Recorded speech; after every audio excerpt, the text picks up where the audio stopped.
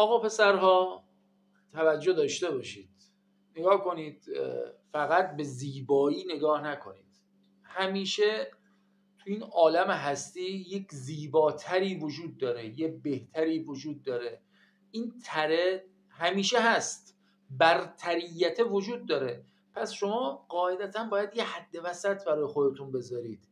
باید اون خیرالامور اوسطها باشه، باید میانگین بگیرید. نگید من خوشگل ترین رو میخوام، ثروتمندترین رو میخوام، نمیدونم تک دختر باشه، باشه. نه، نگاه کنید تو این ملاکای ازدواج باید همه چیز رو بررسی کرد. پس قاعدتا اگر شما عقلتون به چشمتون باشه و فقط با نگاه کردن بخواید انتخاب بکنید، در آینده نه چندان دور دچار افسوس میشید و اون موقع است که به حرف امروز من فکر میکنید که چرا تحقیق نکردم، چرا بیشتر فکر نکردم، چرا نرفتم از 4 تا در همسایه بپرسم، چرا با خانواده مشورت نکردم. و اون موقع دیگه افسوس خوردن فایده‌ای نداره.